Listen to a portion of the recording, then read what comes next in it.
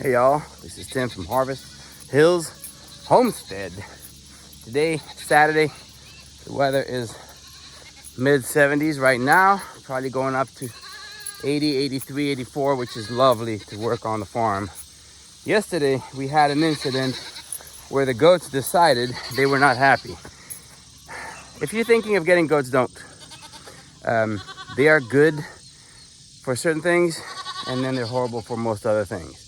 What are they good for? They're good for turning forest that's unwalkable into something usable, potentially silva pradera, meaning a pasture in the woods. So we paid somebody last year to go through this little patch of woods with a forestry mulcher. That was pretty unsuccessful because the operator didn't have the right, I guess, experience to clean it up properly, and they really struggled. So they left and didn't finish the job all the way, which is fine, but we have to clean it up. And I've had 10,000 other priorities, so I didn't get to it right away. Now we have half knocked down trees and a ton of mulch, a bunch of erosion also, not per se from the forestry mulcher, but we already had erosion on this hill. This hill, I have about 8 acres in the back here, pretty much useless at this point in the current condition. There's a power line easement, and so the power line easement, I guess every who knows how many years, they come through here and they spray herbicide to kill everything, and they bulldoze trees into the gullies. It's mine, but I have to give access to the power company. So I'm trying to figure out what to do. The dirt, there's big old ruts that some of them are 3 or 4 feet. Like you see, this is all erosion. I have to fix it. I don't know how right away. I don't have very heavy equipment. And these are my criminals. I love them, but I call them criminals because when they decide they're done in the spot, they get out of the spot.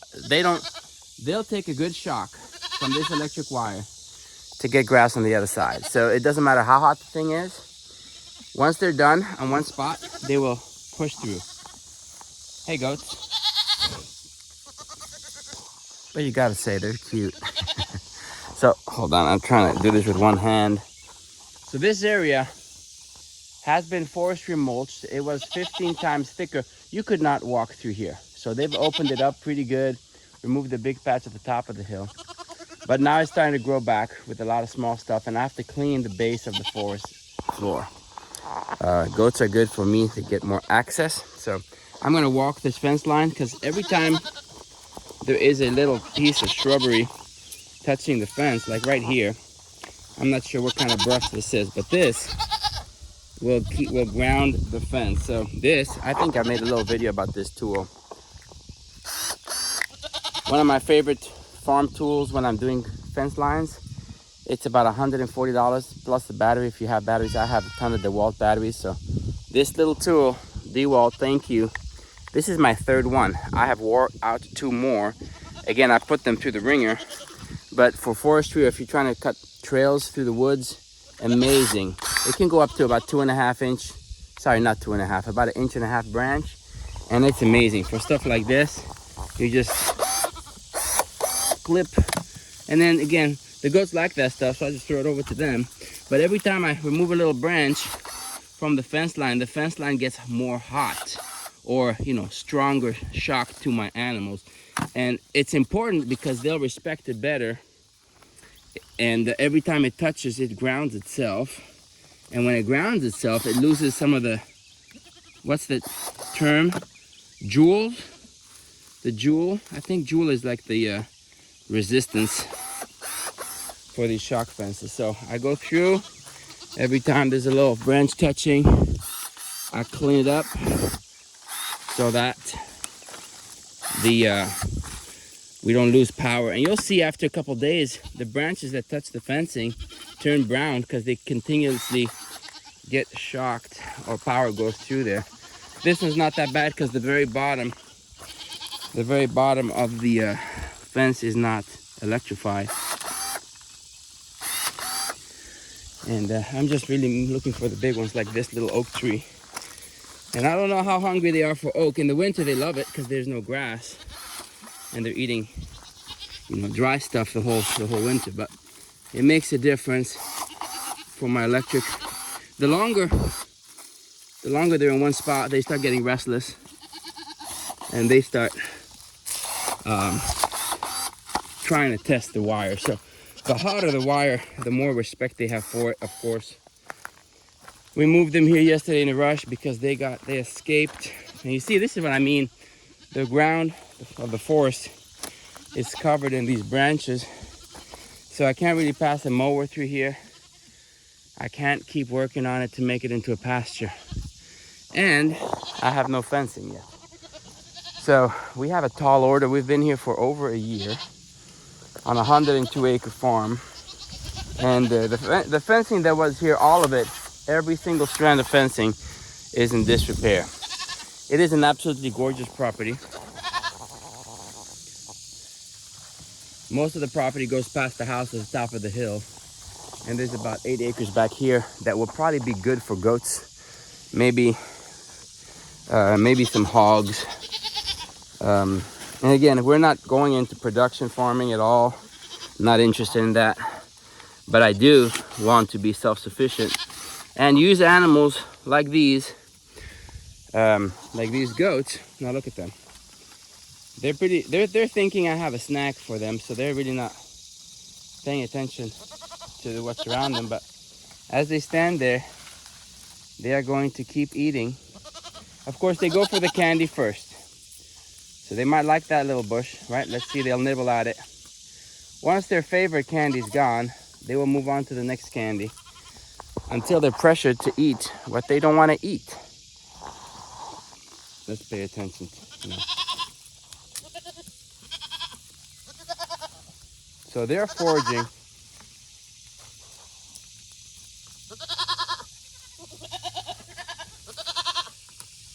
So they'll nibble at the grasses. Then they'll go smell. They'll rub themselves up on a tree.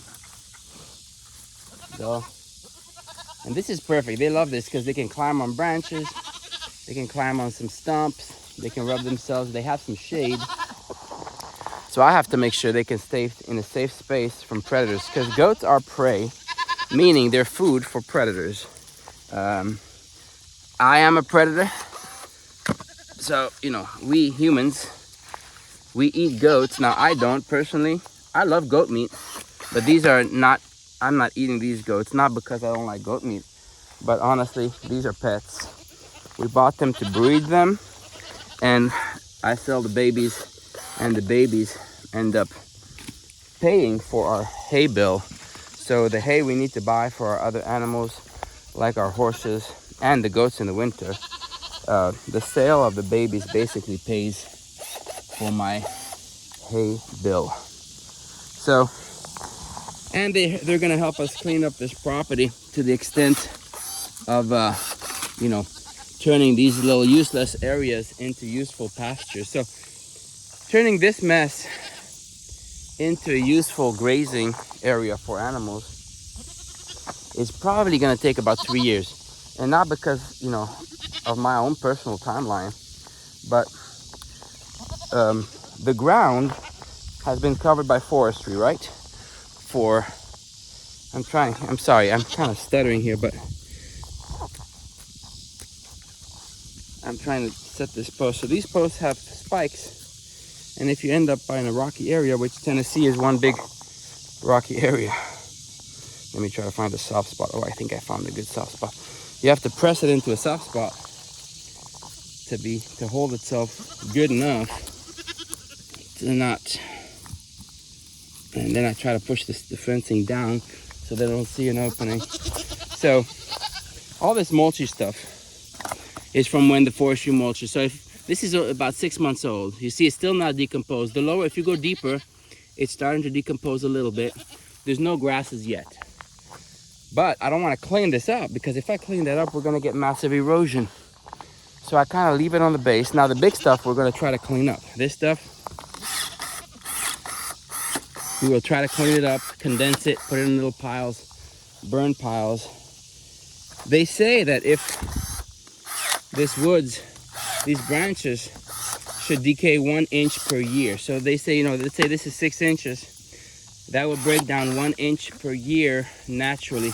Now, the lower to the ground it is, the more it can start decaying. So if I go through here with my nifty difty little pruner, I trim these up and I push them closer to the ground. What happens is termites and the natural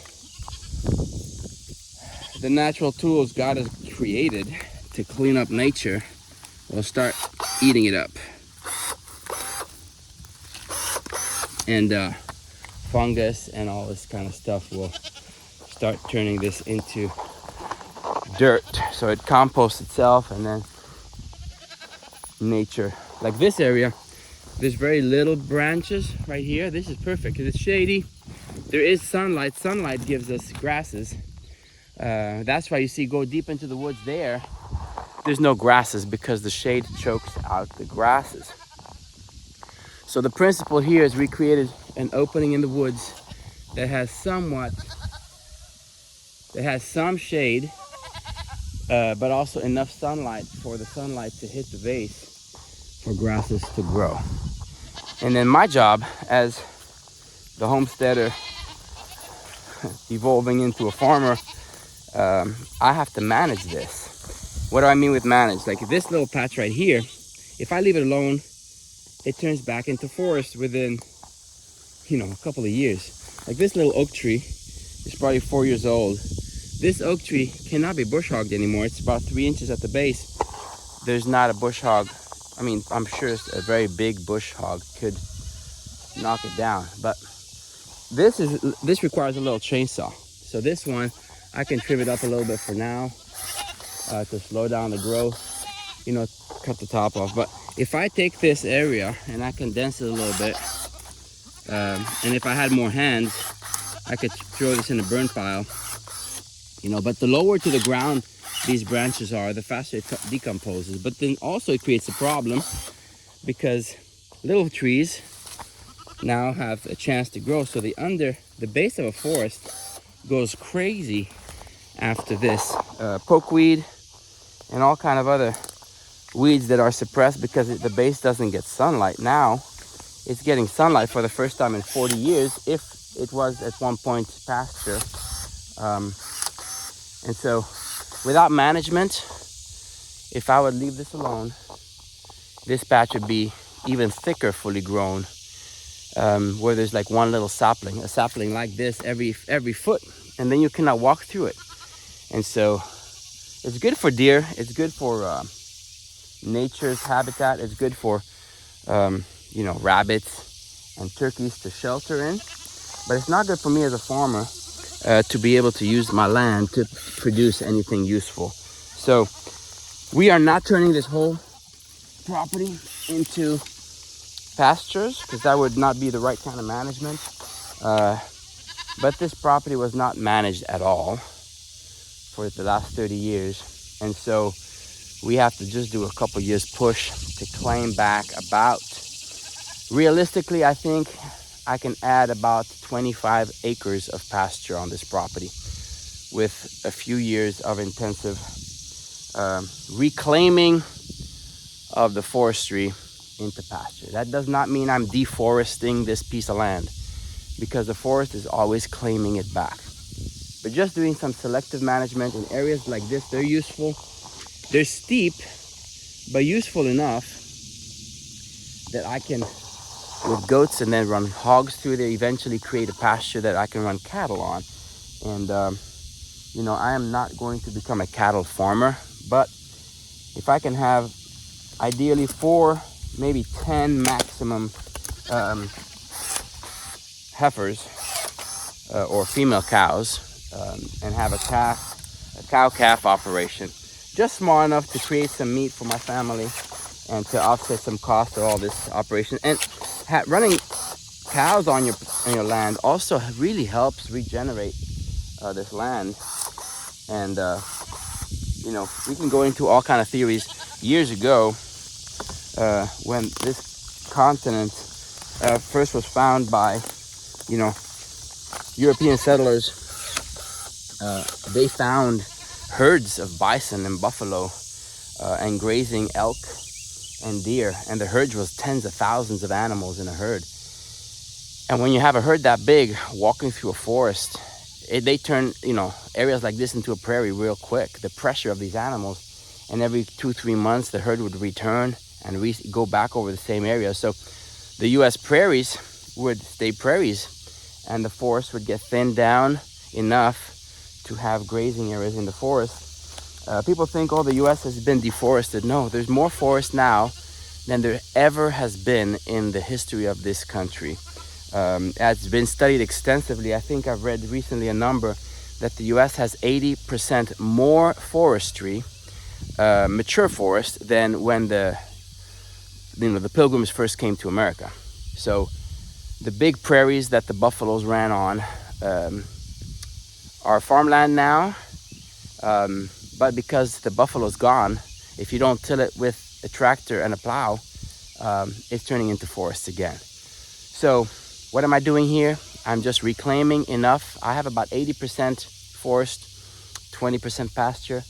I want to claim 20% more so that I have like 60% forest, 40% pasture. And the pasture is going to help me bring some grazing animals into my property. So horses, cows, and a rotation of a few pigs, a few goats, just to manage.